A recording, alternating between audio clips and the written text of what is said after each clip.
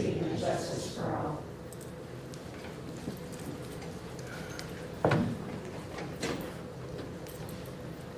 Hi.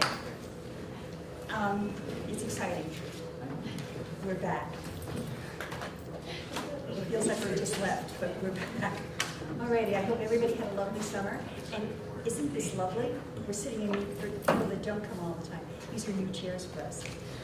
Gladys's comment was we had sat in the other chairs as long as she was here. She's here for 24 years, I've been here 14, and they were the same chairs. And you knew which ones were broken just by looking at them, so you just moved. Okay, these are lovely and grand. And whoever's watching us on television, congratulations to Gladys Cooper on her new grandson. No, her granddaughter. Her granddaughter. Number one. Number one. Well, I know it's her first one, yes. Okay. Oh, that's always Okay. So it's a great new year. Lanaya. What is her name, sorry? Lanaya. Lanaya, okay. Can you all hear me, or do I have to pick up a microphone? Those are in order. I hear they're on order. Alrighty, roll call, please. Alberts. Here. Cooper. Ferguson. Here. Blanton. Hawley. Here. Janelli. Here. Matrina. Here. Petrofessa. Present. Haversack. Here. Tranzilla. Here. 2 absent. Yes, obviously Gladys, we know why, and Rose is late. She might be late because she's at a parent conference for her boys, okay? Alrighty. The next thing on the agenda is something that I've been really excited about all summer. It's a recognition, and the recognition's for a woman that I've known for, I want to say about 12 or 13 years. My son and her daughters went to school together and were in the marching band at Emory High School together. That's how I met her. And then I found out she was a teacher, and then I found out this about her and that about her.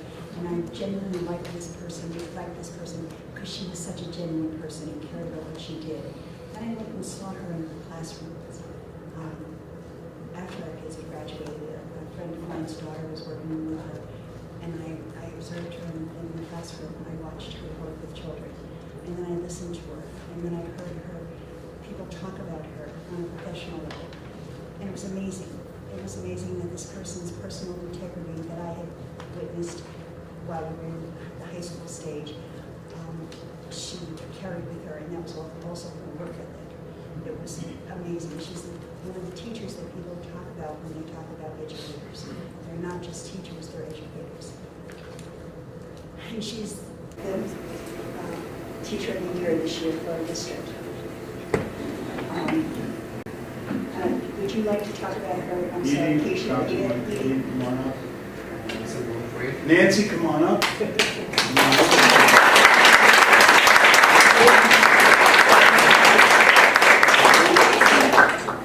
You know, it's amazing to be able to be here to, first of all, acknowledge somebody who does such amazing stuff, and I guess I got to use my microphone.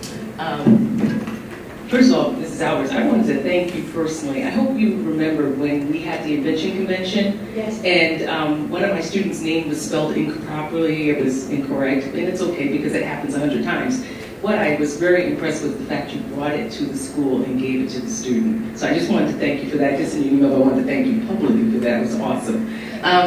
What can you say about somebody who's been an educator for 30 years? 15 of them were here in Danbury, and the way I describe Nancy Michael, she likes to ask for permission, well, forgiveness before she asks for permission. And she's always creating things in the building. I can be in an office and I can hear noise somewhere. And when I go out, it's usually a group of kids doing something that you would be saying, why are they out there?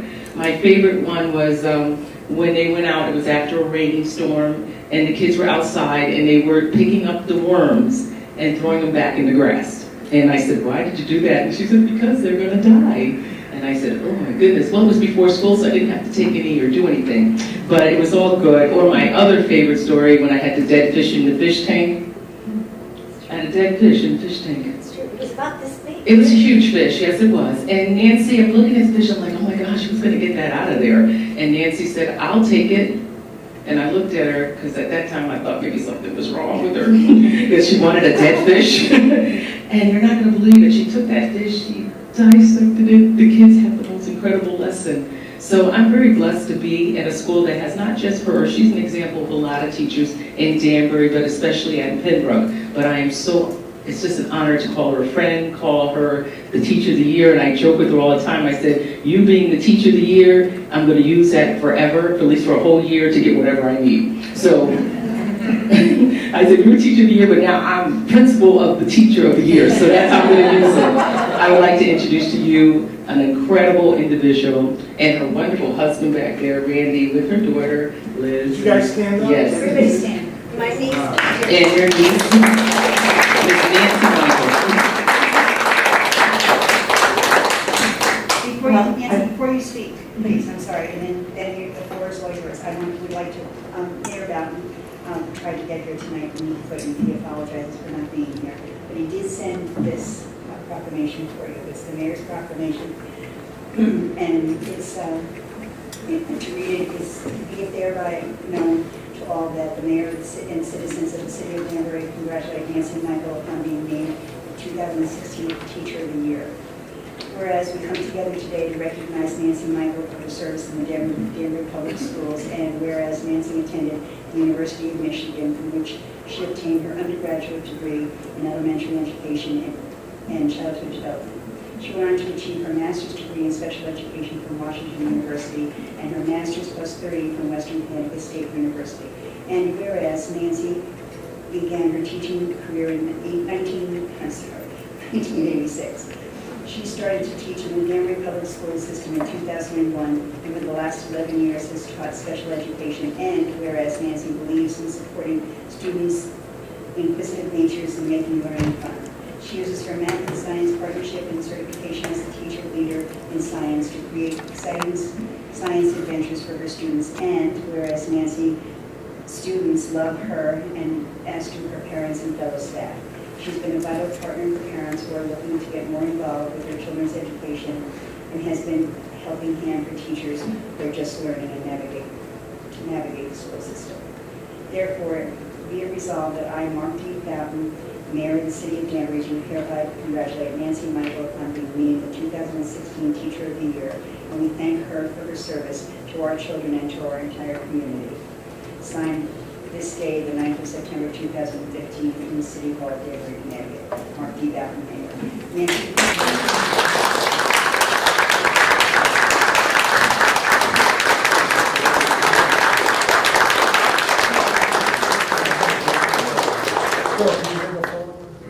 Yes. Thank you.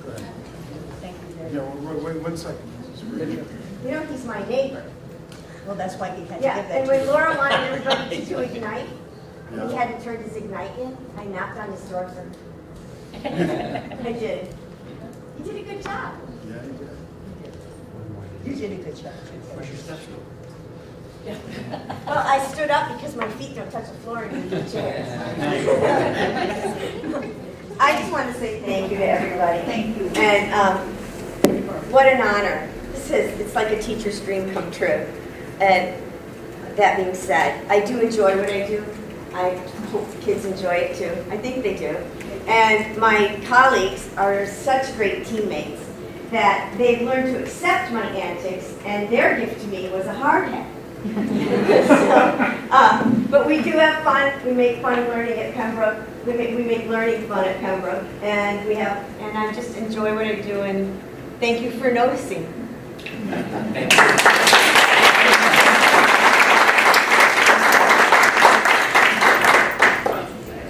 It's a great way to start the year. I'm going to break this chair. It's okay. All right, forward. That was a recognition, everybody. Moving forward and to public participation.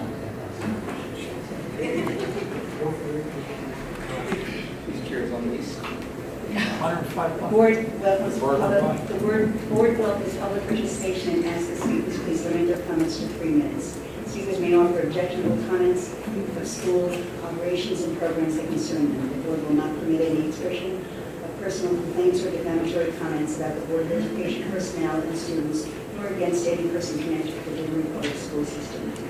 So I have two names written down. The first one is Ryan. Hi, Ryan. Say your last name for me. I don't want to mispronounce it. It's Sorella. Sorella. There you go. Oh, it's Sorella. CIR. Bye, guys. Congrats for coming. Thank you. Congrats. Bye-bye.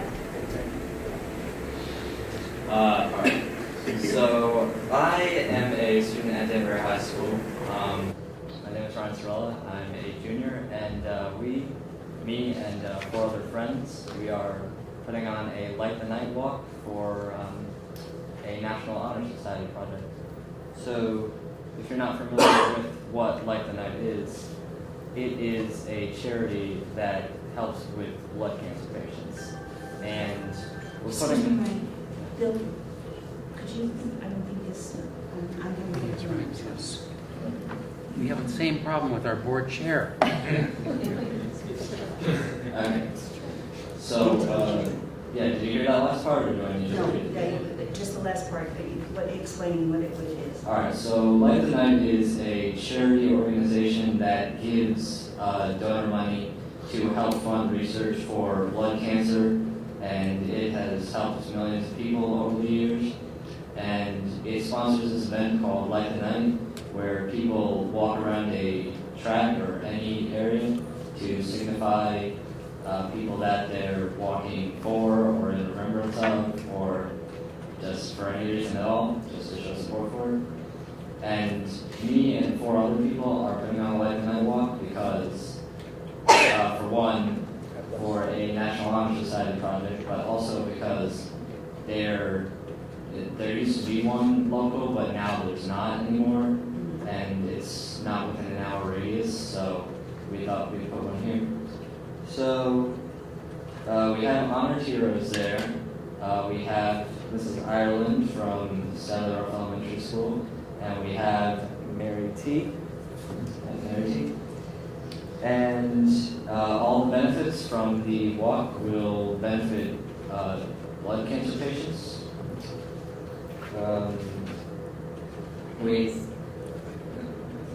We have ROTC there for the color guard and flags. We have the cheerleaders there to do a cheer for the event. The event is the September 27th from 6:30 to 8:30. One more time. The event is September 27th from 6:30 to 8:30 p.m. You might want to show up at 6 just to get an early spot. And it's at Denver High School. It's really the track in the back of it. And we're going to have a WestCon DJ there to DJ the event. And I'd like to extend an invitation to everyone here and everyone in the audience to come along. Thank you very much, Ryan. Thank you. I'll be there. And I'm seeing moms around the table. Mike, that's where I'm running off. Okay, thank you. All right, and the next person speaking that's asked to is Ms. Robinson.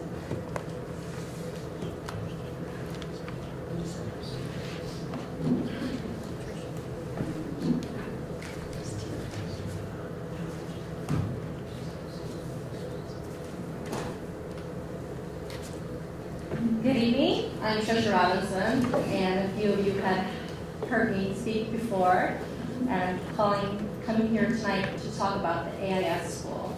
Last spring we were informed that there were a few people who were interested in eliminating the sibling preference, and we had a lot of parents at our school that were deeply concerned, a lot of parents who don't like public speaking, so you see me a lot because I'm not quite uncomfortable to tell people how much I love the school and how much it has done for my family. I currently have a 4-year-old and a 7-year-old.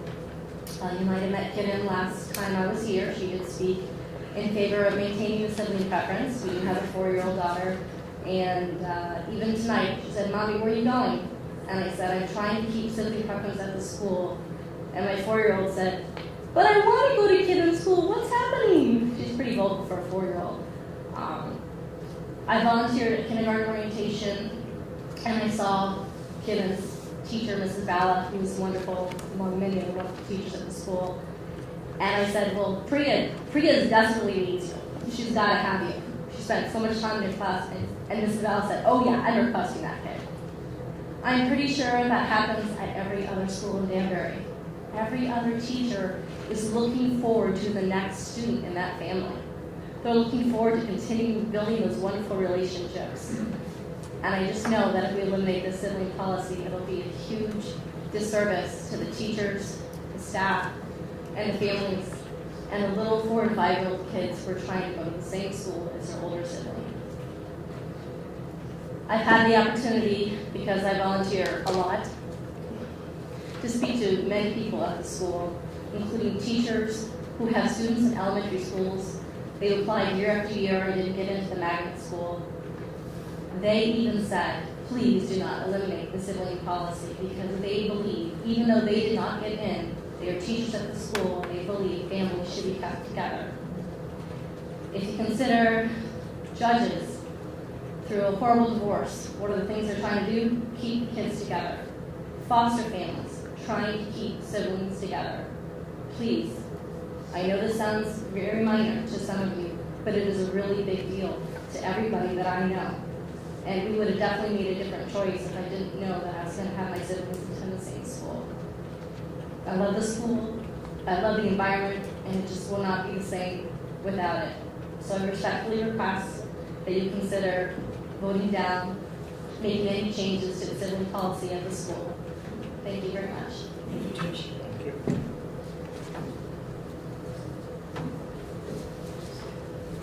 All right, is there anybody else that would like to speak?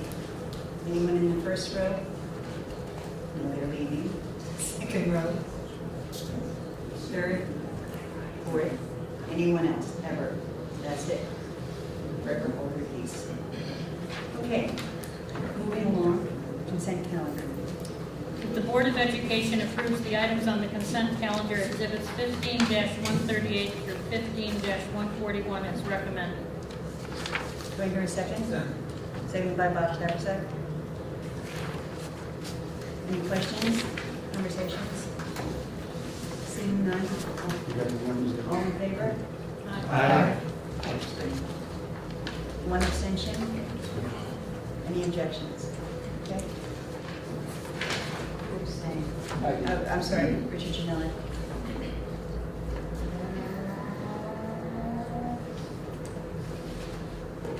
Do we have an employee representative in the audience? Okay, seeing none. But we do have student representatives. So if you'd like to start, is there anyone here from Danbury High School? Yes, I'm Hi, using the microphone, could you introduce yourself to us, please? Hello, my name is Han Zhuang. I am the BOG Vice President at Danbury High School. So for today, I'd like to talk about some upcoming events in our school. The school year is off to a very good start. It's very smooth, everything's going very well. Freshmen and new students are adapting well to the school. Freshmen are in the freshman academy, they're doing well in their classes. Fall activities and sports are well underway. 3 of our other representatives from BOG are at their field hockey tournament today, so that's why they're not here. And I just came back from some practice, and their first meet is on Friday. Marching band is getting ready for the football season, as well as their competitions in marching. The Board of Governors is also preparing for a club fair in the courtyard on Friday, where there will be a lot of clubs and activities showcasing what their clubs are about. This is our first annual one since finals were taken away, so we couldn't do our freshman orientation. So this way, new members and freshmen can see what clubs we have to offer at Danbury High School. The DECO program, which was recently brought up earlier this year, at the beginning of the summer, I believe, has about 100 ninth grade students. The ESL/bilingual open house is taking place on Wednesday, September 16th. I don't have a time for that, but I could get that to you later. The regular open house for Danbury High School is on September 21st at 7 o'clock. On September 21st, we are expecting the mayor and or the governor for the DECO program's ribbon cutting at 10 a.m. And Peer Leadership has just kicked off a new Sandy Hook initiative called Say Something and Start With Hello. They're working with two people from Sandy Hook to start this initiative, which is basically a program on saying something and helping with bullying and stuff like that. So that's basically what we have going on. Thank you. Wow, you're really busy. Yeah. Thanks. When is the marching band competition, the jamboree? They have a separate schedule. I'm not sure about that. I'll have to talk to the marching band director. His name is Thank you very much. No problem. Thank you. Alrighty. Next, we have some names. Hi, I'm Jasmine Valverde. I'm sorry, I didn't even hear. I'm Jasmine Valverde. I'm representing the Alternative Center. ACE is presently accepting new students into our school with a hopes of increasing enrollment up to over 100 students. ACE will be participating in our annual school-wide team building field trip this Friday at Camp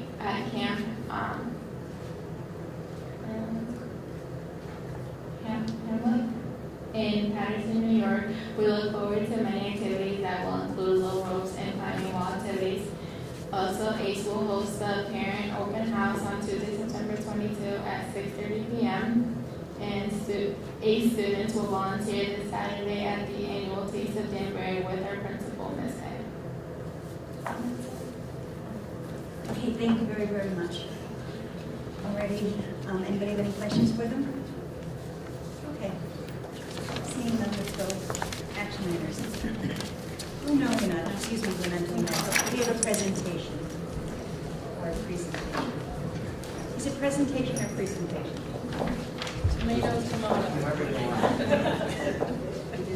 It's presentation then.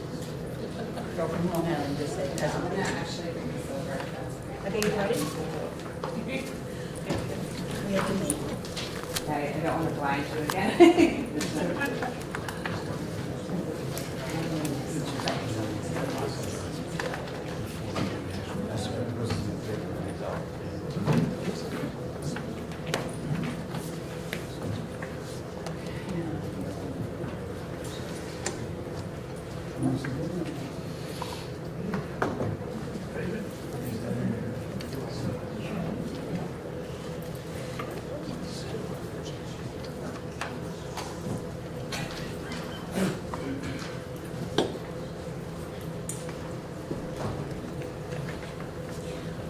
Yes. Oh, yes, yes, yes. That's better. Thanks. I have it also in a paper format for you so that you can. You're welcome.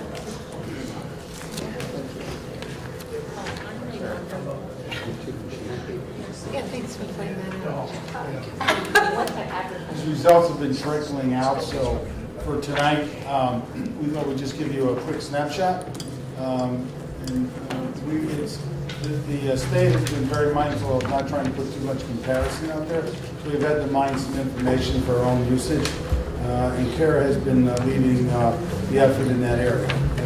So tonight is a quick snapshot of what we have now, and then the process that we're using, going to utilize to drill down on the information. Great, thank Kara? you.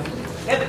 So the results went public, and there's been a couple of things in the paper, but information is also available on the State Department of Education website, so that's easily accessible to all of you as well.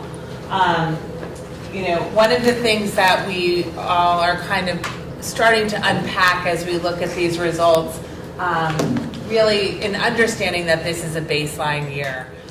It's not that necessarily students' capabilities or skill levels have changed, but what they're being assessed on has.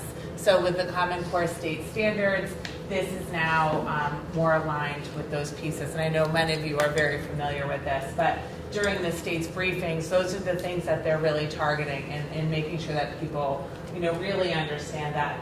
In English language arts, there are 4 separate claims that they are looking at. On the left side, the reading, writing, listening, and research. They do break down the data that way, but it's a little more difficult to mine. And then these are the pieces on the right that are more explicit.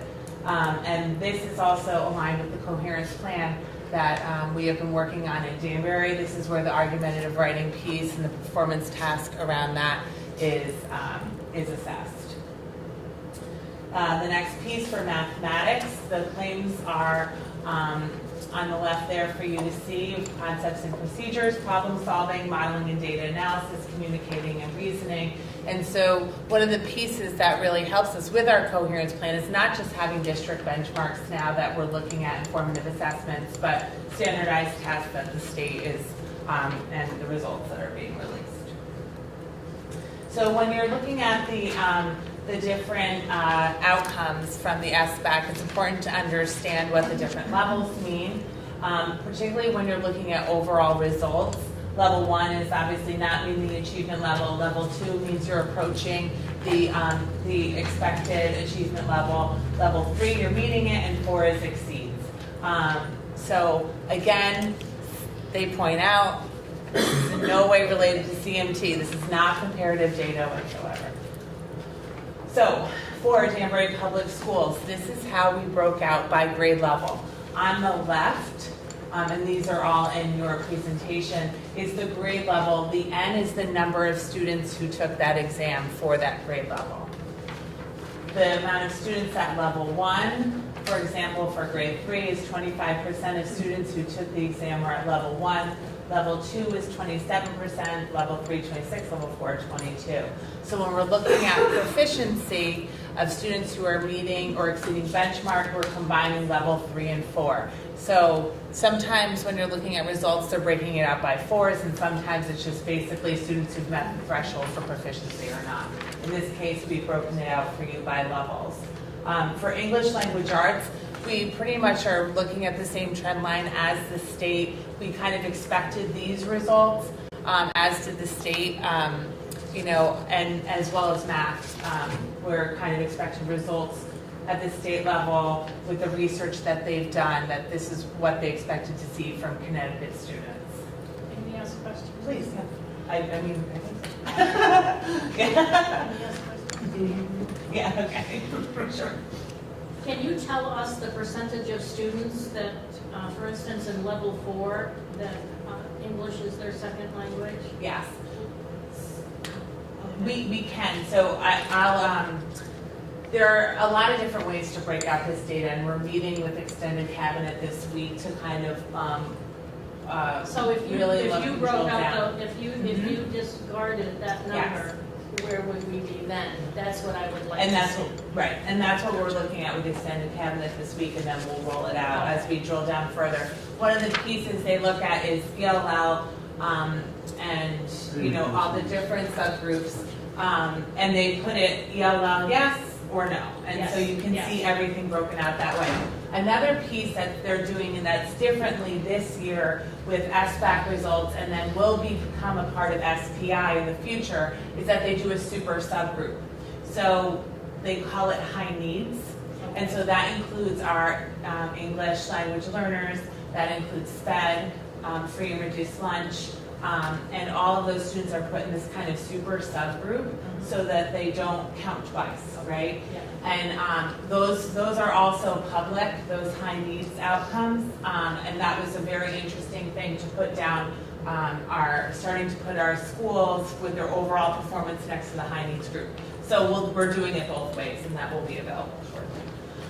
If I could ask. Yes. Any explanation as far as the decline from level 4, but the rebound come grade 11?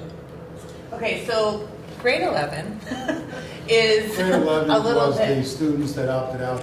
I would throw out that whole column. Correct. Yeah, well, based on 104, but still, just to go from 24 to 9 over a period of 6 years.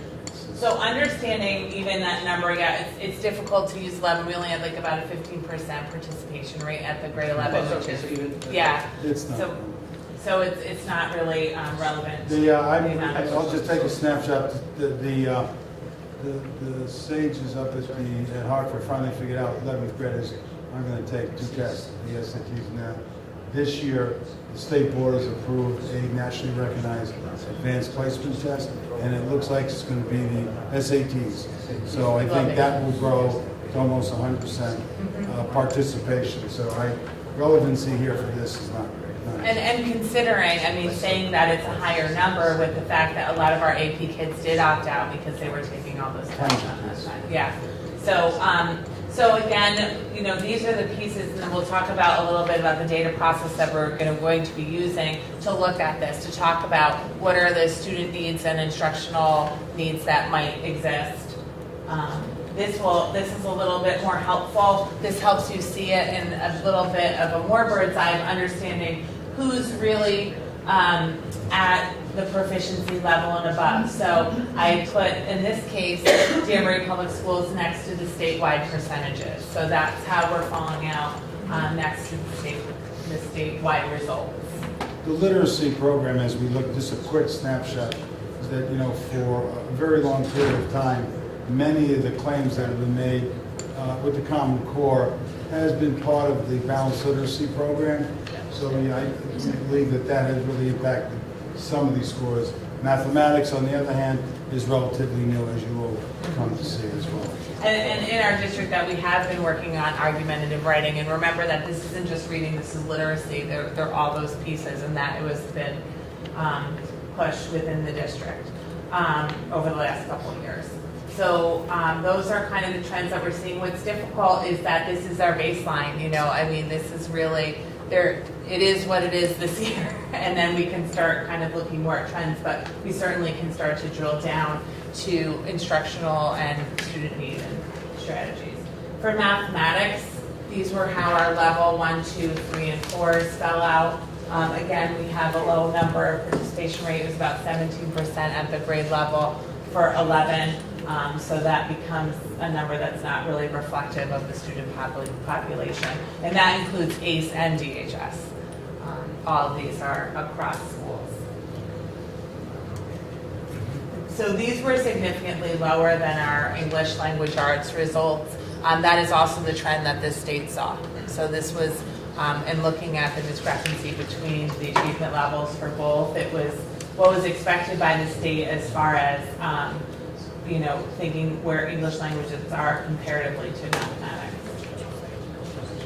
This here is then our mathematics next to the statewide percentage for 3 or above for proficiency levels. This we had a wider discrepancy compared to the state.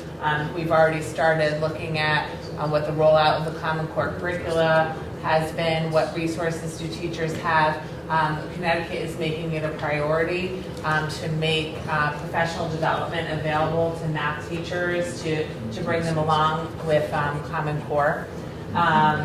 So that's a priority of the state, it's a priority of our district. You know, we've already had several meetings about what does this mean and what does it look like within the schools.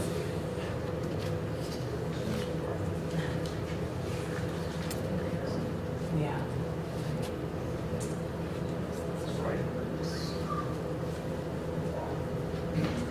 So one of the pieces that we're going to be using this year, Bill is rolling out a managing complex change with the principals and really looking at, starting to look at root cause for things, and the different lenses that we need to have. When we really come down to the data and really starting to understand its impact and how it can help guide us, we will be using the data-wise improvement process. This is out of the Harvard Graduate School of Education. So this becomes a piece of some of the work that Bill is working on with all of the principals. And this is kind of the process for which it's happening. Organizing for collaborative work. I mean, really starting to look at our protocols within the district. What are our PLCs? How are they happening at the elementary, middle, and high levels? What structures do we have in place for that? The second step we really worked on a lot last year is building our assessment literacy. And that was us really doing an assessment review of the entire district. And we had received a grant from the state to look at what are we assessing students on, how often, when, and what are the outcomes from that and how do we use it. So we really built up the second piece. Now we've really started, and SBAC is helping as also STAR is as well as the new piece we're rolling out in the district within our That's also a standardized piece that we can put side by side with SBAC, as well as our internal benchmarks. So right now, we're really creating this data review. That's starting with cabinet, extended cabinet next week. When we move into, and that really is where we start to form, what is our focus area really need to be? And what's the priority question that we need to focus on? That is a lot about what do student profiles look kind of across all schools, really digging into the student data and making sense of it.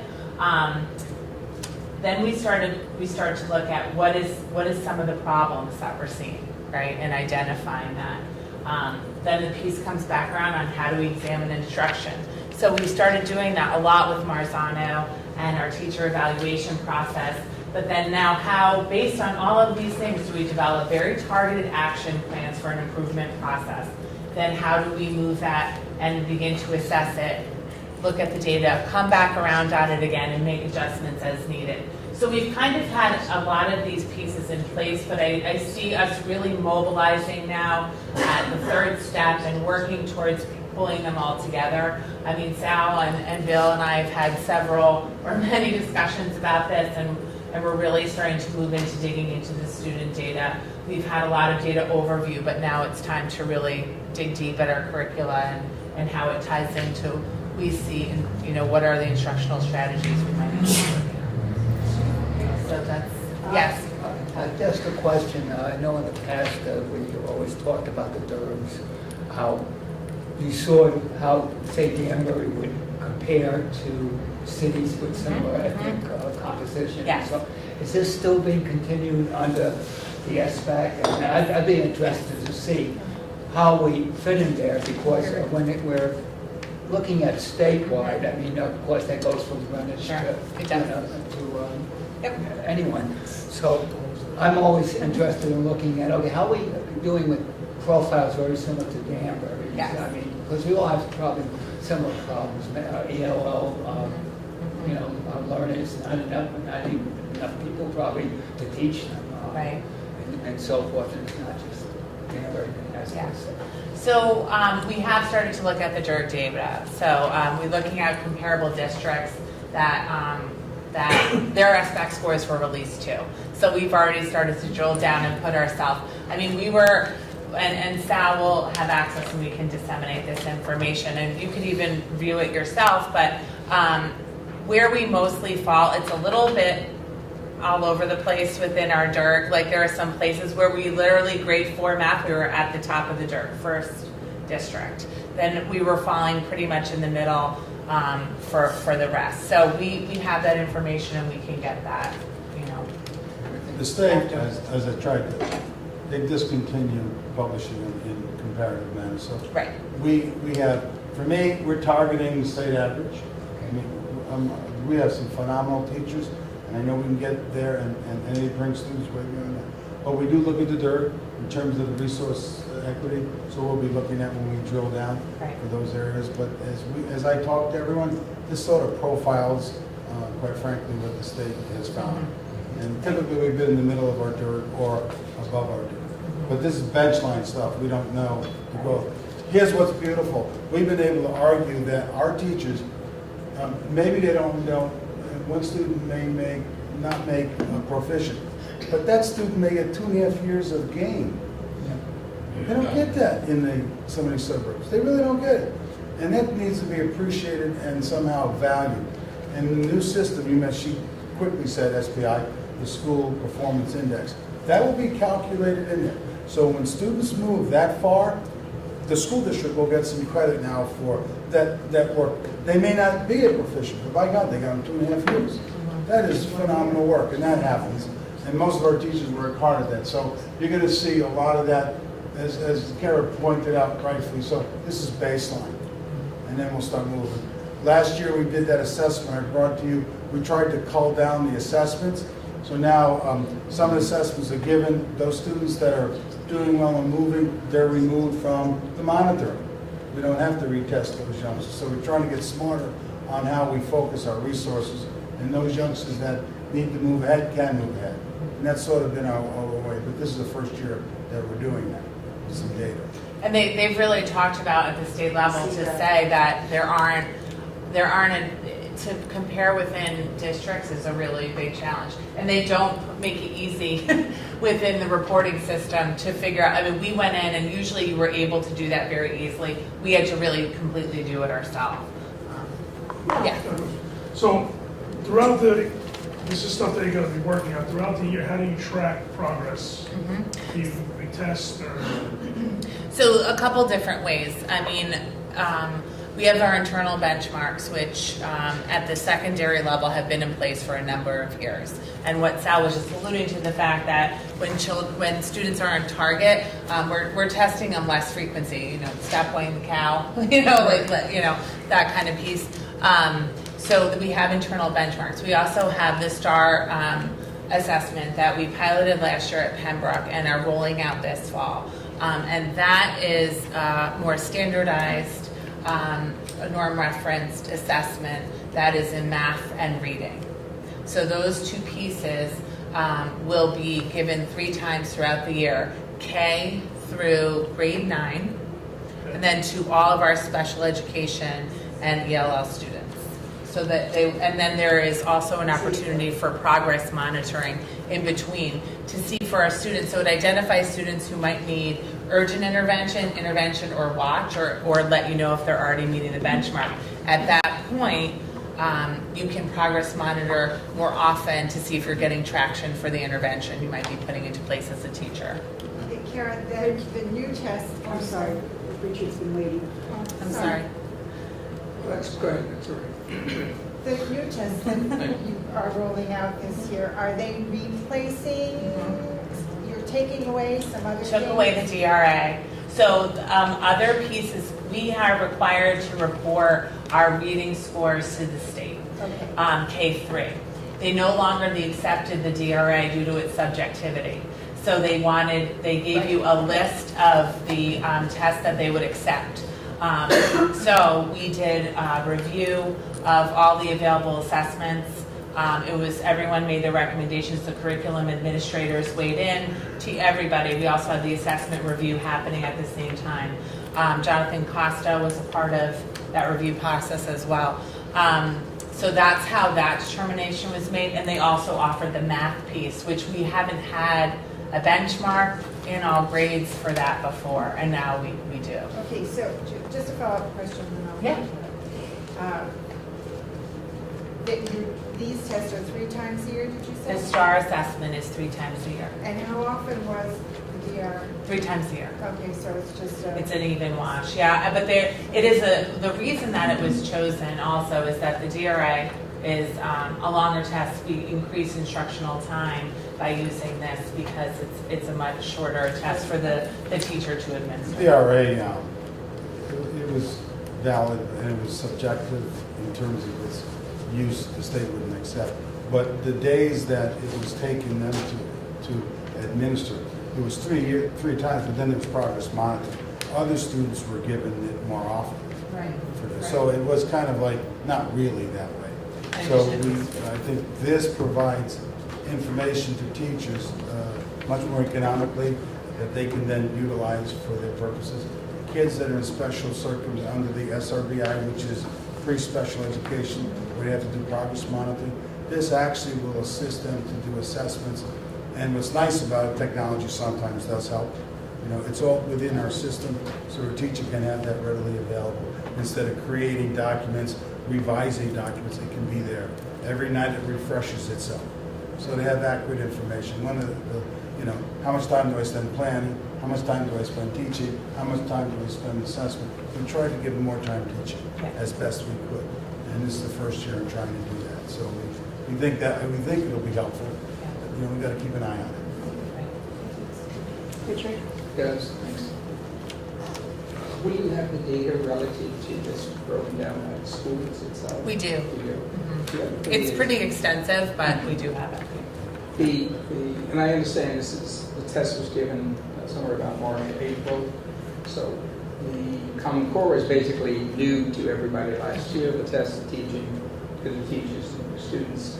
I'm hoping in the future that results like this don't become a political football and measure Danbury as we have been before these CMTs and CAPs. I do like what you said, though, Dr. Sal, on the SPI. Is that it? I think it's important that, at least my own knowledge, that we measure ourselves realistically. I'm not as bright as Jill, right? But if I could learn this much, all right, to me that's an improvement, right? And maybe that's as much as I can go, whereas Jill can go from here to here. But I think that's a true measurement as to the mixed demographics that we have in this community, which is so great, is that I don't know how it could be done, but if there's a way that we could be informed as to what our progress is. I know we got 11,000 kids.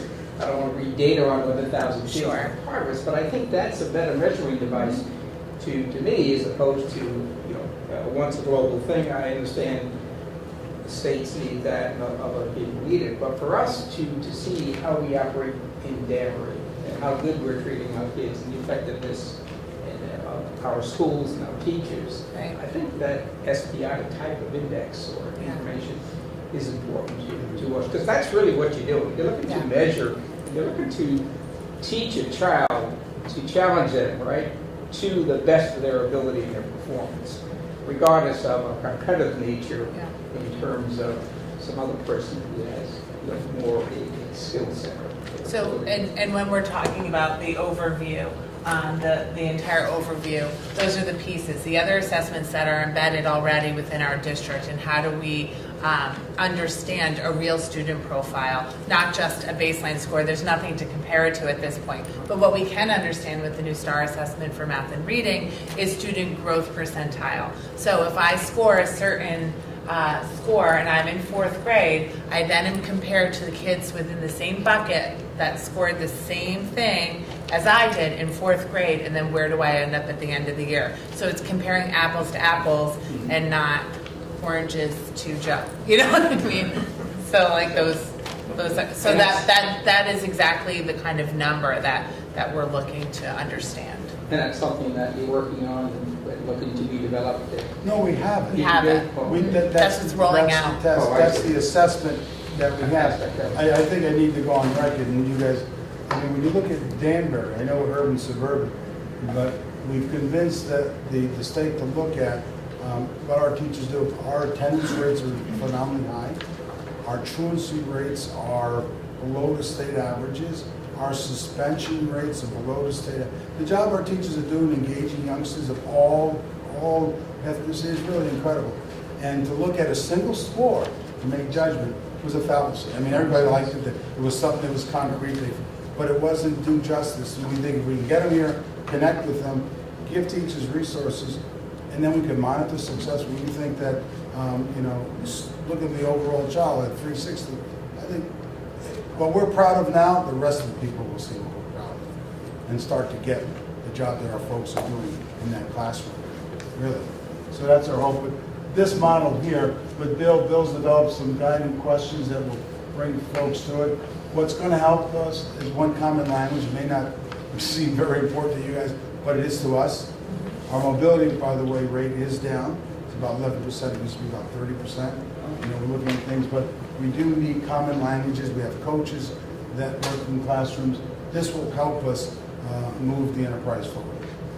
So the next time we present. And there are really promising things as we look at some of the schools that have very high free and reduced lunch and other factors. We talked about the kind of super subgroup of high need kids who did quite well. So as we're drilling down and that information is looked at in depth, we're really going to look at what's happening in those schools. That's happening, and things are going right, really right.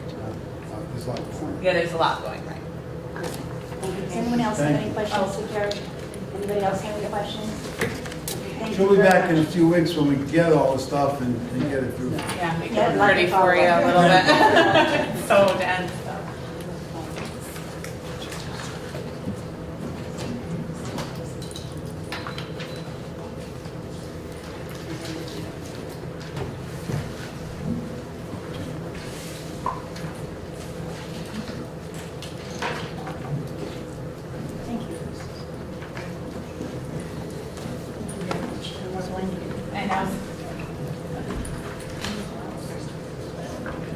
was ripped out of my eyes.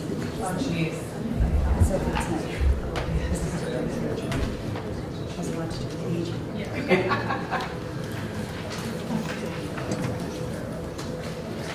All right. Okay, moving forward, I'd like to go into the action items, Becky. That the Board of Education accept the 2014-2015 year-end financial report in accordance with 15-142. Okay, do you have any questions? Yes. We made. Or Joe, could you do a little letter? Sure, I'll just do a quick overview and we'll take it from there. One of the things I wanted to point out, going through the salary accounts, when we look through each section, the combined, I'll call it the main accounts and obviously your substitute accounts, really the total variable on that was a $563,000 surplus. And in a sense, it sounds like a large number. When you actually take the aggregate on that, you're talking about less than 1% of the overall salary account of roughly $72 million. So I would say on a whole, I think budgeting-wise, forecasting-wise, I think we really did really well on that. Typical, I'll call it, the successes and challenges in the budget. Workers' comp continues to be issues going through there with high claims. Health insurance did kind of, I'll call it, rally towards the end. We did see declining claims there going into the May and June timeframe, which was good. We did see some expenses in special education, as we were talking about. We're addressing those in time. Utility accounts, we did see, because of all the lighting projects we did, we are seeing some surpluses in those accounts. We did see a lot in our maintenance accounts. Rich did quite a lot of work in additions and modifications of interior classroom spaces.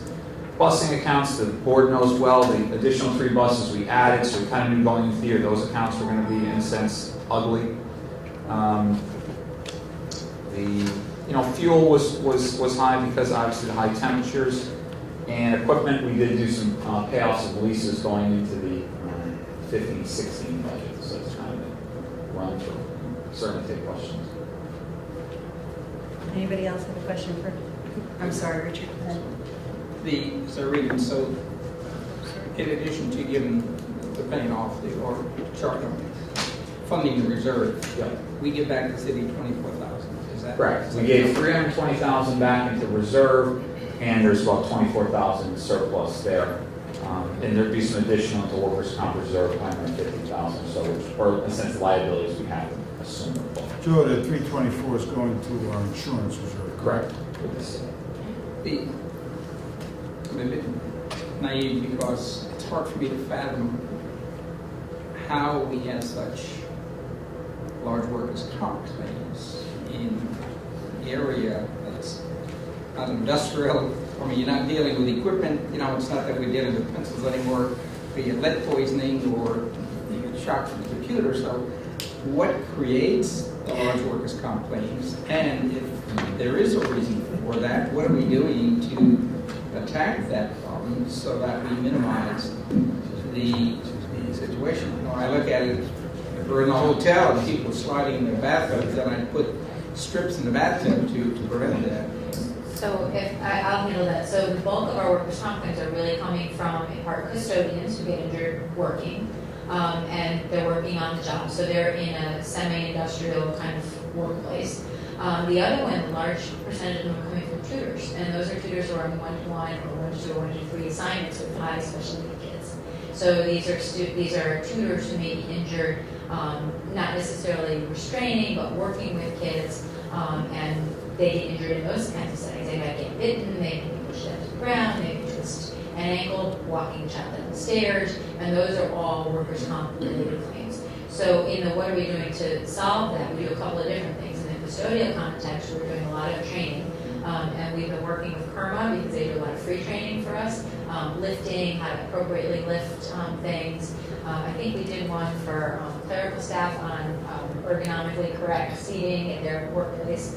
And with the tutors, Debbie Peterson's been working a lot looking at PMT training, restraint training, and also we've been looking together at how to push in some more training for tutors as our expectations for them are continuing to grow. And so what we did in that regard is when we negotiated the last contract with them, we built in specifically professional development time. So now we're using that time in order to be able to bring in outside trainers to be able to give them some more assistance so that we can try to avoid some of those injuries. And we've also taken some of the high claim schools. We brought in firmly to those that have seen high claim where they're slip and fall. We see a lot of slip, trip, and fall injuries in the schools with wet tile or what have you. And we put in the walk-off matting and everything else. We still see those claims. And as I said to the board before, you have a $500,000 deductible per event. So in a sense, that overage is all just direct pay out of claim. It's not, your premium in that account is probably about $300,000. The rest of it is straight pay out of claim. So that's the challenge in it, obviously. When you have the tutors for the special need children, when we look to hire them, do we look to have people that are experienced in handling the special need children so that they're accustomed to perhaps some of the problems that may arise in dealing with the students? I wish we could, but we honestly don't have a pool of applicants that's that deep. Those are positions that start at, I think it's now $12.83 an hour. So they're not people that we find that typically would come out of like the healthcare setting where they might have some experience that way. So we're doing a lot of the Our preparation. tutor account, Rich, is about $3.3 million. Yeah. So, it really is, is up to, it's one of the ways, a strategy of keeping our own youngsters within our own district. That's what I was trying to say before, the work that's done, the challenges the teachers have, it's incredible what they do. But that's where these, because I asked the same question, where's this coming from? They get kicked, pushed downstairs, pushed in a line. It really is, that's where it's coming from. We actually see very minimal liability claims, meaning, I'll call it injuries by outsiders in the school. So if you look at like the liability lines, actually, that's $125,000 deductible. We see very small claims in those areas. So it's typically just all workers' comp. Thank you. Thank you. Joe, did we pay anything forward? We did. We paid off the lighting lease. If the board members in the cuts, it was a $133,000 lighting lease. We paid that off. That was the last year. It was in the 15-16 budget.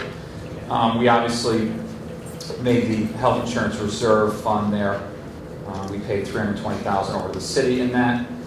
We also did, as I said, some interior wall modifications. We erected walls at Shelter Rock, Park Avenue for additional space. We did extensive furniture replacement in a few classrooms, high school caf tables, those sorts of things. Continuing to kind of updating work here.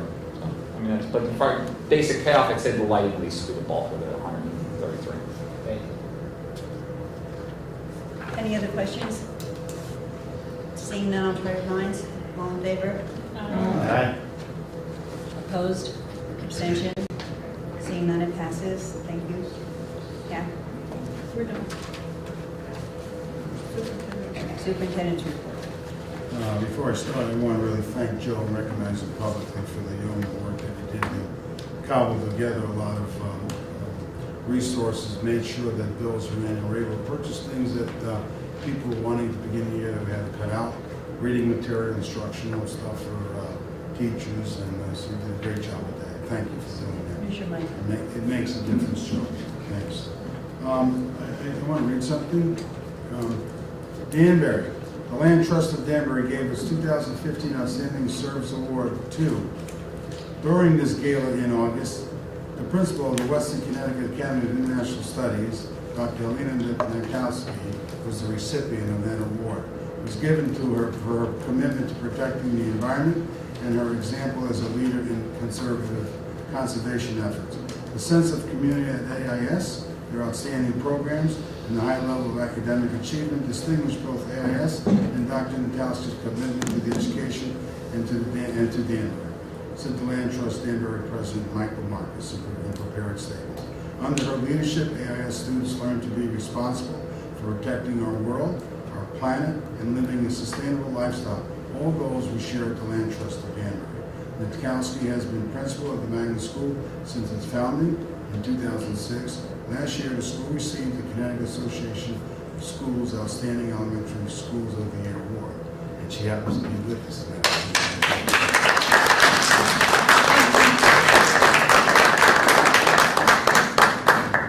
Thank you very much. No, you're true. Start of school update. It was hot today. That's an understatement. Yesterday it was very unusual. Today it's a little more tolerable, but it was tough, particularly in those schools that had upper levels. I guess that's not me, thank goodness. But I was, as I walked around the buildings, all of us have been around, and Bill's going to talk about enrollment in a few minutes for you. But, you know, after the first day, you know, we started early, as you know, that Monday. The kids were doing the work, the teachers were doing what they need to be doing. The opening day, those of you, who was at opening day? Rich, you were there for a while, right at opening day? It was an unbelievable performance. Dr. Mee put together an Ignite program, really motivating our teachers, which was really Mr. Martino did one of them. They had different folks throughout the school system, custodians, central office, students, do a little thing about their connection to the school. It was a wonderful thing. It was really we packed the house, to say the least. One of the students that was there talked about her relationship with the Sandy Hook Promise that I'm going to talk a few minutes about. She really brought tears to everyone's eyes. She had actually worked with one of the students in her church in the nursery school that was killed in the Sandy Hook tragedy. So I mean, it was an unbelievable, it was a great start. People were enthused, encouraged, and they really were looking forward to the year. Right? It was a great, it was really wonderful. It was great to be part of it. We were concerned about the first day after Labor Day regarding not only the heat, but enrollment. It doesn't look as though there's that great of a variance as Bill shows it. We started the new programs that we talked about. The STARS is in. We have a 6th grade intervention program that we're excited about. They're working on our students in reading. The high school also doing some new initiatives. In DECO, you heard about that. At Your Place, you will see it as an invitation. If you can be there, be there. I think you'll really appreciate the presentation and a little bit of history about what's going on. So I think overall it's been a good year. The buses are rolling, right? Buses, we had minimal services on all the runs. That's been run well. We've had that going. We haven't added a bus, which is all I get concerned every year. And you know, we didn't start our after-school program until the 2nd day. Some of the folks were a little uptight about it, but that really helped us not lose as many kids, quite frankly. You know, that first day, really, that first day, they're moving kids around, and they got, you know, they're going to a babysitter, and that information doesn't get filtered. You know, and kids are, you know, they're smiling, okay, and they're on the wrong bus, they're riding around the city all day long. But what happened was everybody knew what they were doing, they knew who was on first, where they were going to be, and we actually went pretty We well. had about 4 or 5 youngsters we had, Yeah. but we knew where they were. They just got on the wrong bus. It wasn't, you know, total. And we're registering kids right until the last minute in a sense when the buses are rolling. So We think, you know, I know we learned a little bit from last year, that 2nd day start made a lot of sense for us. So over and all, I was quite pleased. Joe's has got an app coming, right? That's right. So parents want to explain that quickly? Yeah, I'll take a couple minutes to tell a couple exciting things. As part of the end of year budget, one of the things in talking to STA was the idea of GPS on our buses. And we thought we were going to wait until the next contract. And in conversations with both Joe and Tony over at STA, they said they were going to go ahead and put the fobs on the buses. So the idea was they have their own separate software that runs for them and monitors fuel usage, all those kinds of things. But with Versatran, that's our student system that we run for busing that does all our routing and our management, they have a parent app. So through this app, we purchased the software for it. There's an app that you download on a parent's phone, and you can see your estimated drop-off and arrival times for your child's bus. The schools can see what looks like almost like a arrival and departure board that you see in airports. So they can see where their buses are at a given time. From the central office, Dr. Sell, myself, and everyone can actually see where the buses are on a given day. So in a snowstorm or something, we can know immediately where buses are and locations. We had an issue actually the other day where radio wasn't working on the bus, and the bus was actually not out there tracking it down. But in a few weeks, we'll have the GPS, we'll be able to know exactly where they are. We'll also be able to know if drivers aren't following their runs. At times, we do have drivers that, you know, are really great, really caring about kids, and they might go into a place they shouldn't. We can actually see now through the GPS and the tracking on where they're going. So that's, I seem sick of hearing me say it, I think it's just super cool, really neat, so I'm really, it's the best way I could put it. So tracking these buses are gonna make your day, right? They are, Dave.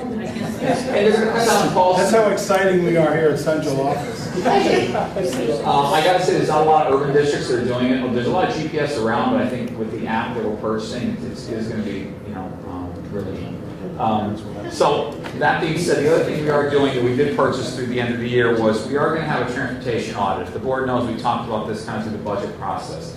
And TSA, which is transportation consulting firm, they've done many audits across the state of Connecticut. And what they will do is they will take our current policies, our current boundaries, all of our run data, actually even our bell schedules. So they will look, and let's say for example that, you know, maybe the King Streets, if they went on, you know, earlier or late schedule and we flipped them around, we could save busing.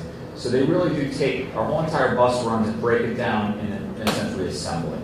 We spend about $8 million a year on busing in the city, so it really, it's a major area. Cost-wise, it's about an $18,000 purchase, so really, he's convinced there's savings in our runs. Whether or not, that's going to take some decisions on the board too. We might make some modifications on walking corridors or walking zones or those sorts of things. But I think our review's time, we've added, even in my tenure, about 9 buses since I've been here. So it's definitely overdue for review. A lot of school districts have done it. The good news is we're also in the 4th year of a 5-year bus contract. So in a sense, it really dovetails itself into either our next bid cycle or negotiation with SDA. So I think the timing is really going to be right. And that's going to begin actually the next couple of weeks, and we should have some findings I think hope into the fall.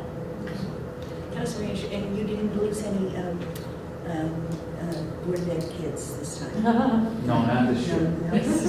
Good job. We have custom ships. Good, that's good.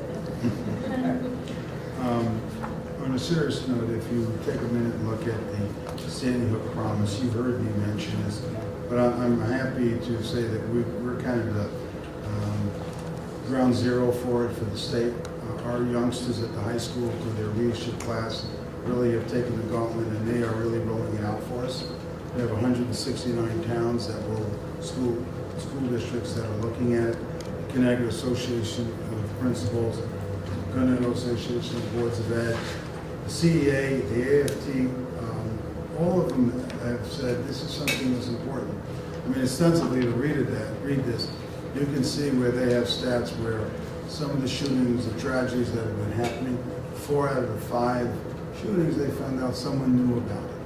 At least one person knew about what was going on. And that's the whole thing about Say Something. So it's kind of a curriculum just to make folks cognizant of if you see something, if some telltale signs, go tell someone and let us follow through. You know, we can prevent things, we can prevent suicides. I was with someone Friday, I was talking about it, he turned to me and said, it was super nice, last night one of my teenage just hung himself. You know, and so, you know, we've had this here, so anything we can do to help that, by God, let's do it. The Say Something call to action has a week there that they're looking at it. The other, just say hello, that's to stop social isolation. If you walk around a playground, you see kids sitting by themselves, you'll know they're not engaged. These are not necessarily new kids in the district. These are kids that have been here for a while, along with kids that have just been there. So this is a way of training us, our kids, they go out there and say hello, and begin a conversation. Start doing a connection. You know, all of this is free. It's really just the passion that people have that want to put into it. We have districts now that bought T-shirts and taking photos and putting it online. It's really beginning to get some traction. I said to you, the sad thing about this was around for 2 years, but Connecticut hasn't picked up on it. It was Ohio and some other places that started looking at it this year. So, you know, our goal this year is to try to really systematize it so it's part of the fabric of Connecticut. And our kids are going to be at the forefront of rolling it out. So any way you can, you see them working out there, please recognize that.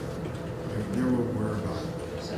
Yeah. Excuse me, on that same subject, if there's a way that you can get a copy of the speech or the presentation that the young lady at the opening day gave, I think it's Can you do that for us? It's online, I can email it out if you like. If you Yes, get it to the thank board you. members or somehow. Yeah. There's a young lady, Liz, that did it on the, that talked about this in context of the little one friend that she lost from Sandy Hook. The auditorium was packed, upper level and lower level. It was a packed house. When this young lady spoke, she just captured the entire audience. You wouldn't hear anything. It was very sad, very heartwarming, an incredible presentation for a very young person who did an incredible job and went through a phenomenal ordeal. And I think it'd just be good if we had a copy of it and just read through it. It supports this particular program, this idea, which is very simple to and every day. You really don't have to go out of your way to do something like that. Just to be nice to somebody else. It really is wonderful. Our own Joe's going to be at a school conference. Yeah, I was asked to be on a panel with Beth Bai. She's the deputy majority leader up at the state and also in the education committee. Joe Sarasolo and kind of a couple other folks. I serve now on the board of directors of CASBO, which is our state organization, and I'm now, since I represent the larger districts on our board, so I was asked to speak about school funding. Yeah, it was a BCS, so it's a pretty interesting event. It's what I forget the date, October 16th, I forget which one it was. Maybe we can get something out. Yeah, we'll put something out. October 14th at, I think it's the AquaTurf. So it should be pretty good. The other thing, I put something, all of you have been saying, what's with CJEF? How can we get our Danbury get to do in terms of their resources? This is my attempt, this is our attempt to marshal the forces, city council, and other stakeholders to come to a meeting to really look at something concrete. There's an organization in Connecticut now that's being funded by a foundation that is working with the urban settings to see if we can get the legislature to change their thinking on the formula. CJEF is going, parallel to this, but there are actually some things that can be done concretely. I guess I'm just tired as you are, with it not going anywhere. So we had her in. She has incredible, powerful information that she has collected.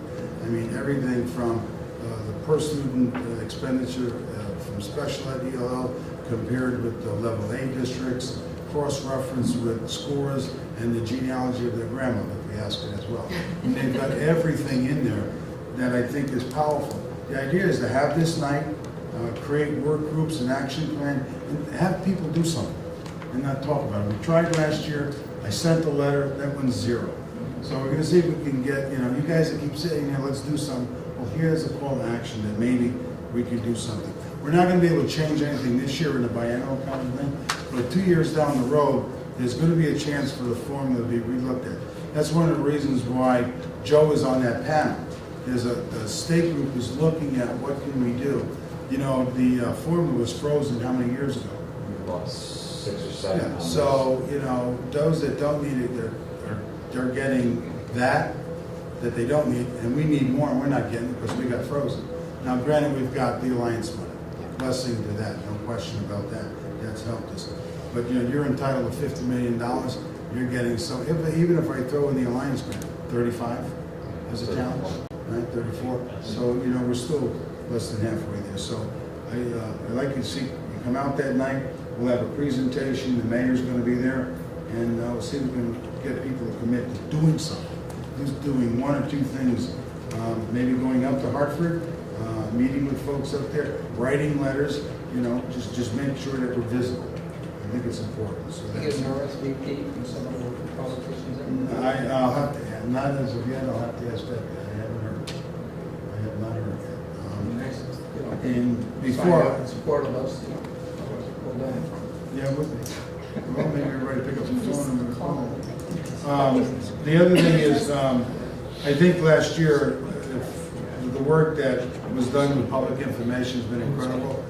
Stand up for a minute, Robin. Come on, stand. That's why I want to say. She has done a remarkable job in writing stories, meeting with principals and making sure that your message about the Danbury schools are getting out there, because we kept saying they don't know about the good things. Well, I think they're starting to realize there are some really nice things that are happening. And there's some really valued programs and teachers and kids, and I thank you for doing it. And along those lines, Joe is reconstructing our website, right? That we think, well, with Bill's making the code right now. He's working with them, Bill's working with them, and we'll have a reconstructed website. Hopefully, we'll engage more principals this year. I think part of the things that she had to do was the principal had to know that there was someone there that was going to help them get this out there. And she'll be used more and more about talking about the things that are going on in particular schools in the district. With that, I will shut up. The start of school, you're going to talk about personnel. Are you on here or personnel? Go ahead. No, you're going to start of school. Yes, go ahead.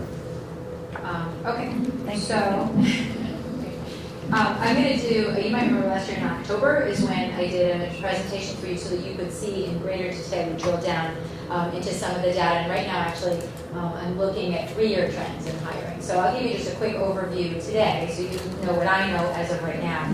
And probably for the next meeting, we'll talk in a little bit more detail.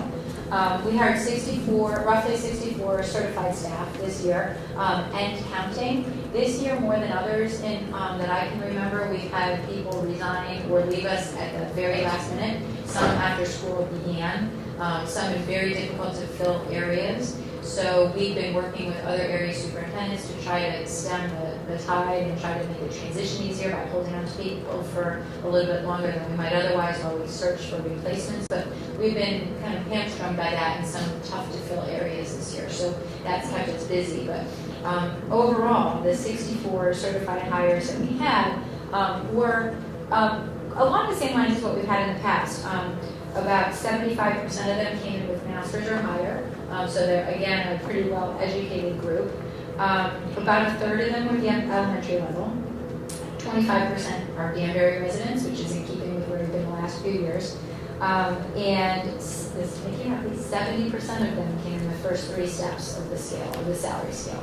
So that's one of the things that we've been really making a push to do, is to try to find teachers that we can put our stamp on, that we can train, that we can indoctrinate in our curriculum and our methods of evaluation and observation, and we've been successful at doing that with this group.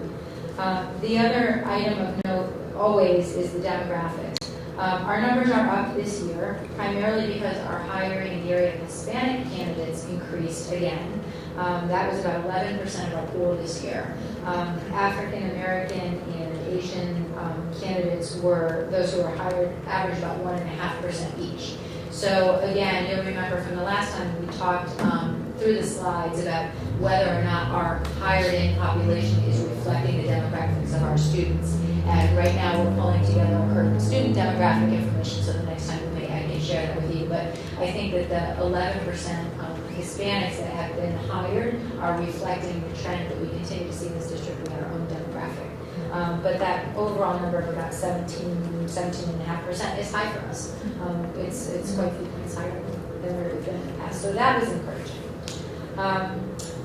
As I said, I'm going to bring you more information the next time so you can see where these folks are coming from, what kind of preparatory programs they're coming from, what kind of experience they've had. Many of them came from positions that they already had in our district, either as long-term subs or interventionists. So they were people that we had some experience with, which gave us a little bit more information when we did the hiring.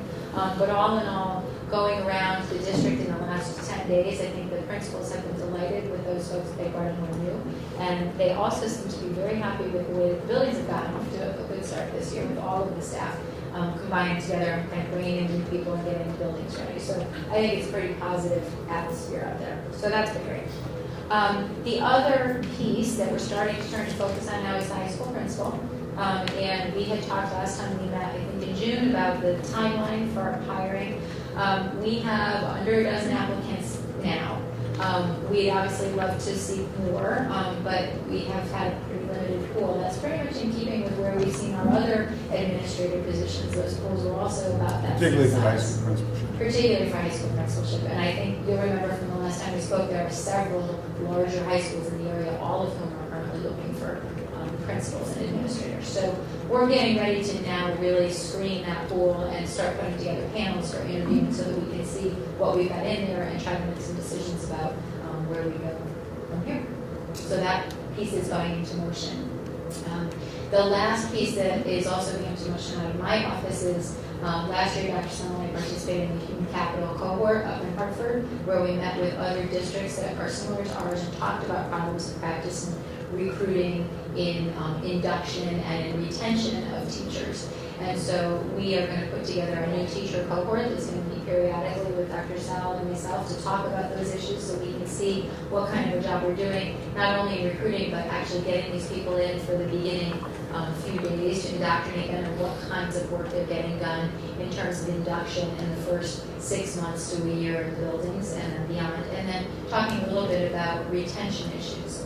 The people that we saw this year that have left us seem to hover around that 7 and 8 year level of experience. So these are people who have attained tenure, and it looks to me like they are moving on to something different. They've been doing the same thing for a while. So we are looking at that issue about why they leave the district to try something else, but also at whether there are things in our own district that might be of interest to them as they talk about making some sort of a change. So to give you an example, I had a middle school teacher reach out and talk to me about whether or not it would be possible for her to become an elementary literacy specialist. So obviously the positions are different, but we are starting a conversation about what we can do to kind of meet people's career drives for change without losing them from the district. So those two initiatives are going to come out of my office this year as a result of our work in that human capital reform. Thank you. Yes, please. In the application for 17 for the principal's position, does that include internal personnel? That Yes. you want to split the It's under 12. Kim, if I could ask, where do we stand on contracts? We have got everything settled. You've already ratified 2 of the 3, and the third one is on the table for tonight for you to meet in executive session. That's the secretary's contract, which the secretaries have ratified already. They met about a week ago. And so that's the last one. And then we will have one, I think the only one this year is custodians. I think they're the following year. I thought this was year 3 for the teachers, though. No, we have one more year with the So we teachers. still have more. Yep. Sorry. Teachers and administrators. Okay, I'll just mention. Thank you, Ms. Finch. Yes, so she's already told me what a light year she has this year. But notice that she has lots of good things to do. Information. I've got some on discussion information. Phil, you want to update the board on the 3 FDs and the enrollment? Yes, happy to. When we talk about enrollment numbers, one thing that we'd like to be able to share with the board is that it was an unremarkable summer. It was an unremarkable summer, which is good news. We monitor this year long. Every single month we have an update. We do a sweep at each school every month, every grade level. We review that compared to the previous month. We keep running records during the summer. We do weekly sweeps or bi-weekly sweeps. And then at the cabinet level, we review these every single week. We ask ourselves questions. Does this come up against the forecasting that we've done? Does it look like it's on track? Something that you haven't heard before, I think, from me or anyone else actually, because it's sort of a new phenomenon that's popping up, at least hearing more about, and that is there seems to be a cultural shift in the district where a lot of our kids, families are saying, really not planning on coming until September 15th, middle of September.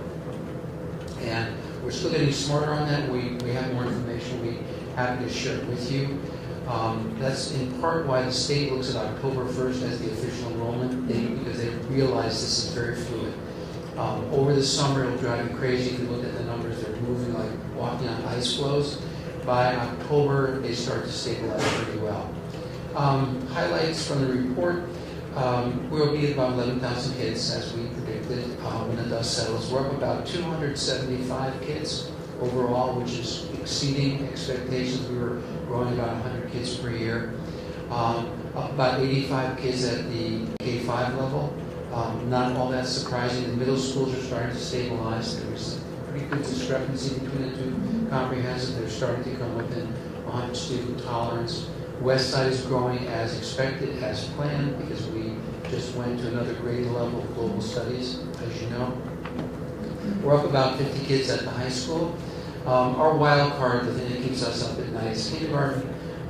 We've tried, I think Sal has aged in dog years over this because he's really done yeoman's work trying to get his arms around this. It's extraordinarily challenging.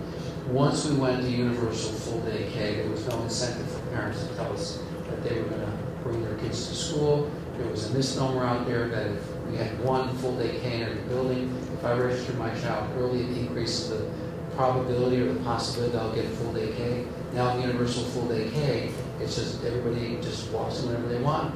Proof residency, you're in. So kindergarten is always probably will continue to be somewhat challenging. Sal and I sent notes to principals back in June saying that given our projections, you may in fact lose some teachers. An example would be Mill Ridge Primary because of the redistricting. They in fact did lose teachers, but it's fluid over the summer. One of the schools that we said you may lose a teacher is King Street Primary. They actually needed to get another kindergarten teacher. So Sal mentioned we're up 3 teachers, 2 K teachers, 1 second grade teacher. Some of you casually, as we're walking in the building, stopped me and said, we're hearing things from Facebook posts that a couple of the schools will have 27, 28 kids in grade 2. I said, it's not true. We started to track this stuff down. It turns out that somebody had misinformation and was sharing it. But what was really driving that was this concept of sister schools. So if we're over at, let's say, second grade by 5 kids, it doesn't merit splitting the classes and creating a new second grade classroom, hiring a new teacher. And in many cases, there's no place to put them anyway because all the classrooms are taken up. So we partner sister schools. Hadestown and Great Plain are good examples. Keisha sent me a note a couple of weeks ago saying, Bill, I can take up to 20 more kindergartners. So Stephanie over at Hadestown and Keisha at Great Plain have been moving back and forth. As parents come in, last in, first out, we move them over to the new school in kindergarten preferably, so they start their entire career there and they're allowed to stay all the way through the terminal grade of that school, which is typically 5th grade. And the only other thing that I have to share that you may have been hearing about is the concept of permissive transfers or out-of-district transfers.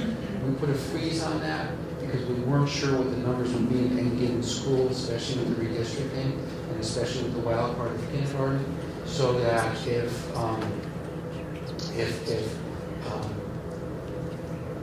my father Sal works over on the west side and my catchment area is over on the east side, but it's easier for my parents to bring me over there and drop me off every morning as long as the principal has room to let me come.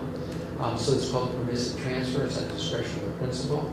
We put a freeze on that because we weren't sure what the numbers were. They were so fluid.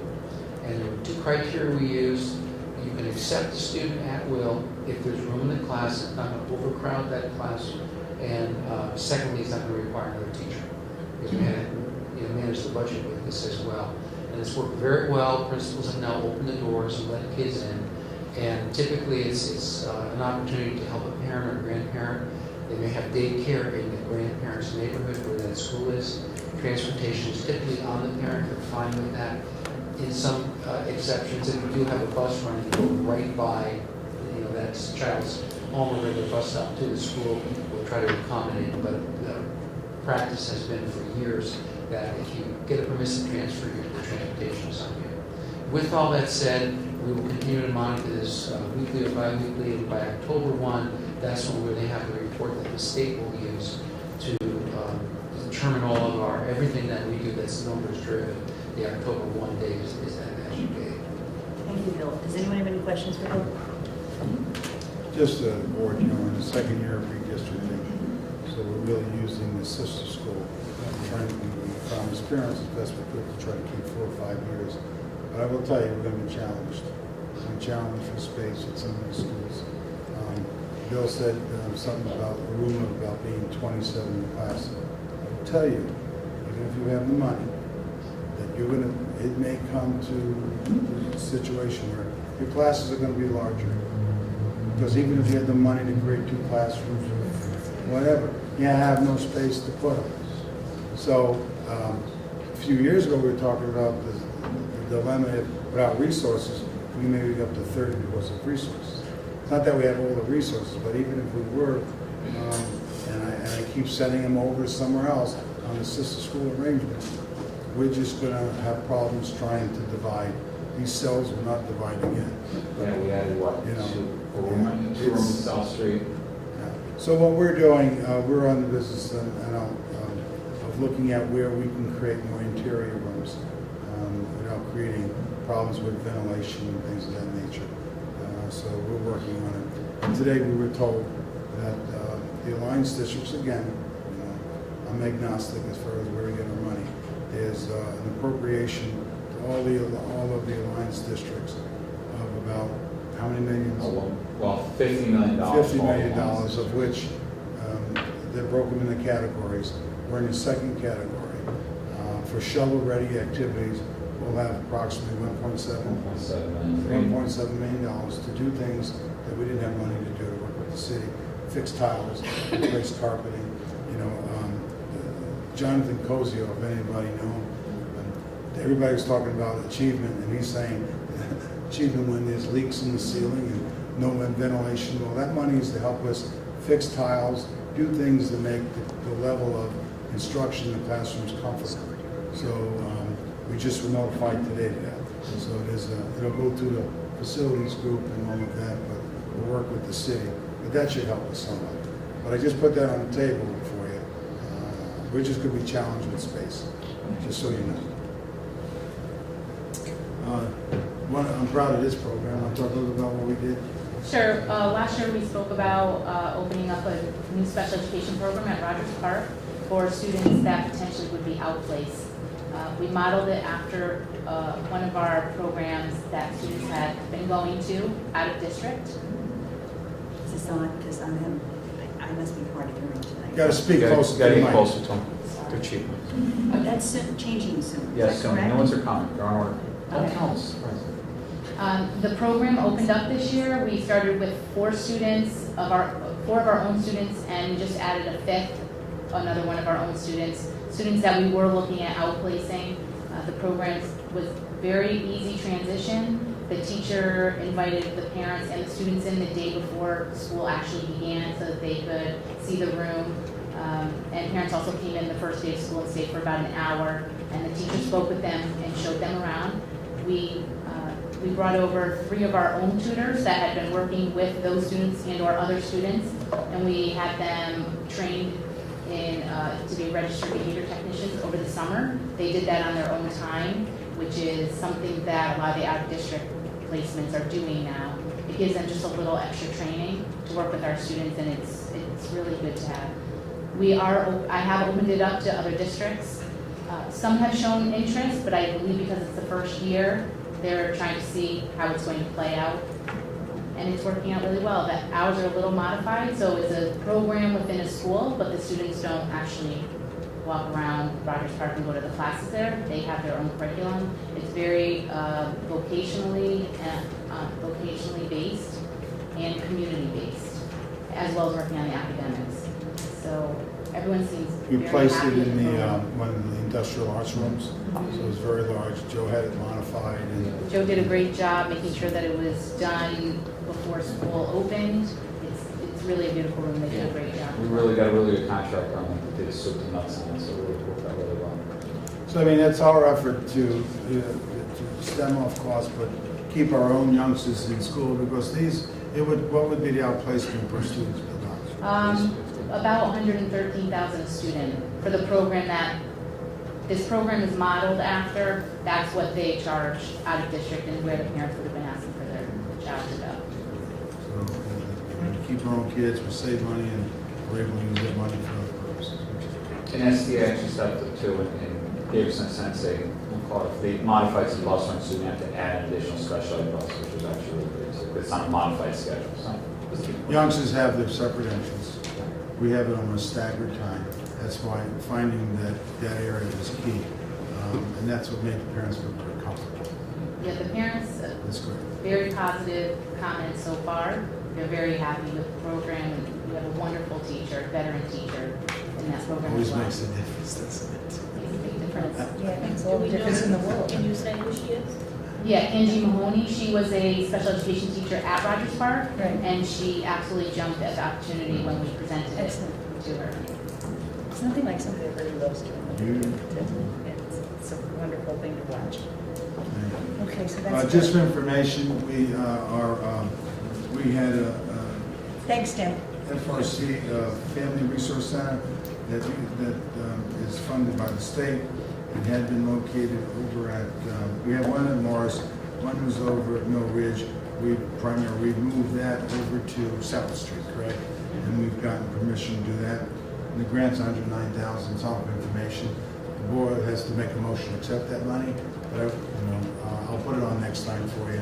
But that's what that is, just on for information. That's all.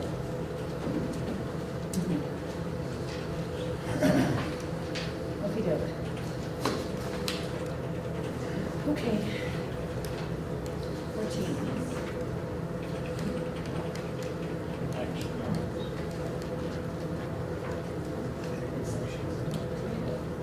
Robert's Rules of Order, just for information, is a table motion, is laid to the table. It can, at the next regularly scheduled meeting of the body, which is the board, there needs to be a motion to bring it back to the table. If no motion is supported to bring it back to the table, then it falls off the table and it's not considered. It can come back, but not in this form. So it's footnoted there for your information. So that's what it requires to be. I'm sorry, hold on. So you need a motion To bring it back, Yeah, absolutely. we need a motion to You bring need it a back. motion and a second and a vote. Do I hear a motion? Yeah, I'll make the motion Wait. that, okay? One at a time, thank you, yes. Okay, I move that the AIS operation plan modification that was tabled be brought on the table today for vote. Okay, I need a second. That was Bob Taversek, did you get that? Seconded by Richard Janelli. Is there any discussion? No discussion. We just go right into the vote. Okay, all in favor? Well, discussion if I could. I just want to make No, sure no that discussion. No discussion. I mean, that's just so you know. So what I'm going to do We had is, this, we had this. Again, all you're doing is not voting on it, you're voting on bringing it here. Then you could have discussion of the motion. All right. Just so that we all right, understand. that That's was what all. we were looking for. Not that you can't talk about it. Oh, tonight. Tonight, okay. Bring it to the table. Okay, now hold on, for everybody stop for 1 second, because just so everybody has it right in your mind. Right now, the motion is on the table to put this back on the table. Is that correct? All right, so we have a motion, we have the motion made and seconded. What we're voting for now is whether or not we're going to put it back on the table tonight. Okay? All those in favor, could I see a show of hands? Please call out the names. Okay, call out your names as we go along. Richard? Polly? Polly? Bob Taversek. Taversek? David Matrina. Michael Ferguson? Ginelli? Ralph Majafessa. Okay, thank you. Anyone opposed? Albert? Chancellor. Okay. All righty, so the motion passes. All right, now we're putting a motion. May I hear the motion? The original motion reads. Who wants to do that? That the Board of Education approve the modification to the AIS operations plan in accordance with 15-145. Second. Seconded by Bob Taversek. Okay, now it's open for discussion.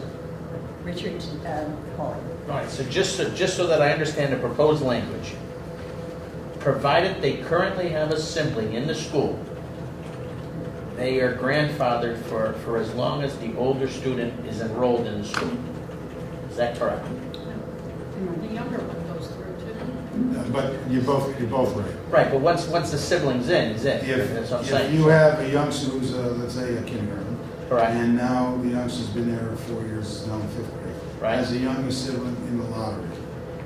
But the older student is still in 5th grade, then that family is still entitled to the sibling policy. Correct. If now that, let's say that sibling gets to be a kindergarten and admitted to the program, and that person now goes through and becomes a 5th grader, and there's another sibling that comes along, it passes over to them. Correct. That is my understanding. That's what I'm The understanding. grandfather, the family. Correct. But the operative term, if there's a parent, if there's a student enrolled, then it doesn't break the chain of custody.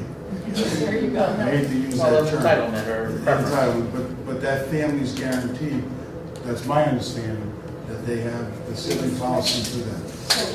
Correct. May I also, I just would like this clarification, so if there's a child that's in kindergarten right now, okay, and there's a 4-year-old coming up, is that 4-year-old going to that school? Yes. Under the, If they still go in the lottery under the sibling policy. Correct. Yes. so they're still able to attend the school on the That's- preference that they're. I'm gonna, they're- Helena, that's our understanding, correct? Our understanding is that as long as that family Thank you. Correct. That's what I Right. So the understanding is that as long as the family is in the school, that those siblings will receive the sibling preference. That's my understanding. I don't know if that's. That's my understanding as well. And that's the past practice also. Yeah. Yes. That's what that practice. Right. Where it changes, well, actually, new students coming in next school year, then if they have younger siblings, that younger sibling would not have a sibling. Yeah, you're grandfathering every family in. Right. Okay. So the parents of the district will have a full year as to whether or not to enter into the lottery. Basically, right? So again, the concern of the parent that spoke tonight was that if this preference wasn't available, she would have never enrolled her oldest child in AIS. That's what I heard. Okay, And but that's now we're giving them a full year's notice to that effect. Right. So when the Good. lottery is Let me pulled in February, let me we're gonna- correct that. Well, right. If you were to vote on it now, it will not impact this family. Correct, we understand. It is the following year from That's what I'm January, saying, it's the same. 2017. Right. So plenty of notice. So every child that's already attending AIS from kindergarten to grade 5, their siblings are assured a place in the AIS school. So there's no interruption or those children being scattered to others. Is that correct? Yeah. Yes. But yet it's not affecting the out-of-district schools. No. So then That's part of this. The language in the motion is incorrect then. Because the No. language refers to the coming school year. Correct. January 2016. The language of the motion has to be modified. Why? Because had that been operative in the spring, Oh, we were for last considering year. it for next year. So in order to be in concert with what you're doing now, the application's in, the kids will apply January under the old rules. You change it for the following January. So that needs to change. Okay, and I'm assuming that you will take care of that, is that correct? Now, the other piece I'd like to ask is, when, so if you're in an outlying district, and you still have split sibling preference, isn't that some sort of prejudice, guys? Isn't that punishing people in Danbury? I'm sorry, nobody can hear me, can you? Jenna, Yeah. question. Isn't that- Equal treatment. Equal treatment. Could I? No? I mean, they're not a protected class of people. No, but I'm just saying, let's think about it for a minute. That's what I'm thinking about. We asked the question of Shipman and Goodwin in the spring about whether or not we could make that sort, whether you could change the policy to just distinguish between groups of people. Mhm. And they could find no legal reason why you could not do that.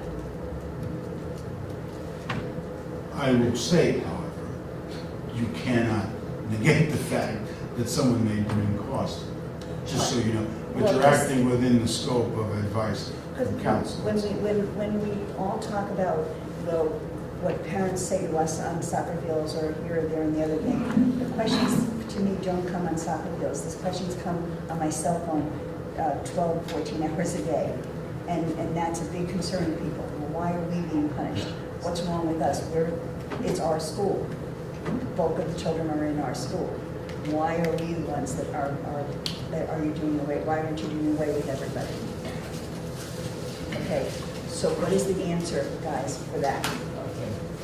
I just need to hear. No, that was, my question was, can someone go over it again, the reason why? I know it has to do with tuition coming in or something, with the other, For the preference? no, with another district? It's I don't economics. want to answer it. I want to- Right, no, I mean, I know the reason, I just want to, Well, no, do you understand what I'm saying? I'm going, now I'm I do, getting these yes. questions because the parents of, the young woman that spoke tonight, okay, these parents are just as vocal as the people whose children are not getting in. All right, they're just as vocal and just as upset. Alrighty, so I would like to hear why it's all right for the outlying districts to still have sibling preference, but our children not. well, we all know the reason, I just wanted it said Well, publicly. that's what yes, I want to hear what it is. What's Can I say? Yes, Yeah. please, thank you. Okay. Please. You can do it. You can make this a unilateral plan to everything. So that's your option. However, if you were to do it, you have some challenges. Your challenges are, this was built with public dollars in light of the CJEF case, and that was to bring in surrounding districts into Danbury for desegregation purposes, okay? They have an enriched opportunity that they cannot receive in their home communities that are pretty homogeneous. If you were to decide to do that, the conversation you heard eloquently from the parent tonight, we can guarantee that you probably will not have out-of-town folks participate. You will lose seats. If you dip below the guaranteed percentage of students that attend from Danbury, and they say 60-40, it's really 70-30. We stay at 60 only because it's safe, right? As of October 1, you fall below that threshold 2 years in a row, you lose funding. In our case, how much is that funding? $2.2 million. $2.2 million, and then you'll be paying for all students in there, even those that are non-Danbury residents. Ill-advised, bad business decision in terms of that piece. So if you were to do it and not separate it out, you'd have a real problem continuing having that school as we know it now and be funded and have the support from the surrounding communities. We brought it up at our meeting, at our advisory council. They all, in fact, like to see it stay as it is, but it didn't impact them because the recommendation at the time was to keep them home, and they had the same rules, so I didn't get anything from them any different. Okay, and I have one more question, and I will be still for a minute. Why are we doing Well, actually, the board brought it up, so you'll have to ask your. I need to know why they're doing it. Okay, Why did you want it you to want do me to it? be the historian on this? We've had this before, it's been before us quite some time. It was brought up because one of our board members, it wasn't myself, brought up the fact that parents in Danbury felt it wasn't fair to the students in Danbury, the way the lottery was run because of the sibling preference. Okay? And that it would be a true lottery, to be fair, should be open to all on an equal basis in Danbury. Okay? And that's basically, the person's not here, so I'm just sort of, this is the way my understanding of it. Okay? And so I think it boils down to a practical reason or a pragmatic reason, which is justifiable. I've always felt the sibling preference was justifiable for out-of-district people because we don't provide the transportation. Okay? Within the Danbury area, okay, Danbury students will be provided transportation by the Danbury Board of Education like we do. So I don't look at it as a preference. It's sort of a trade-off for the out-of-district people because they don't have the transportation provided. Okay, I'm all right? I also feel that for the majority of people in Danbury, the fairest thing to do is to have a true lottery. the fairest. And I understand the reasons, you know, people get, that they have a vested interest, and it's a wonderful school, and I'd be the first to agree with that. But I honestly feel personally that the fairest thing for the majority of the students in Danbury, the fairest for the majority, okay, which means that doesn't mean for everybody, is a true lottery system without certain preferences. I see. But like I said, the other one I think was because we had to attract people, but also the transportation thing as a trade-off. Okay, that's so it's my understanding, and then also giving you some of the reasons. Thanks, Bob. Okay. And that was very clear. Alrighty. Richard Janelli. I think we've had all these discussions before, endlessly for a long time, so I think we should just bring it to a vote. I mean, we're not going to learn anything more now than we did before. The questions publicly that Ralph wanted to answer have been answered, so I think we just give it over with. As much as a painstaking vote it is, I think we have to face it rather than procrastinate doing it. Well, I'd be remiss if I didn't tell you that in conversations with Dr. Kowski, she has a strong feeling that this is vital to the school structure, to the overall operation of the school, and her staff and herself are very supportive of the civic cause. I think you need to hear that. I want to go on record with that for your information. Kathy needs to speak. I just want to say that we give all of our principals autonomy in their school as much as possible. And if Mrs. Nikowski wants this, I think that this is something that we should consider very, very not lightly, and give her considerations their due. She is the principal of the school. She deserves to have her school as much as possible run the way she wants it, with all the state interference and everything else that goes on. I think it's very important that we keep the siblings together. And that's how I feel about that. Well, obviously, we'll tell by my speech that I agree with Kathy. Go ahead. But under the proposed language, aren't we doing that?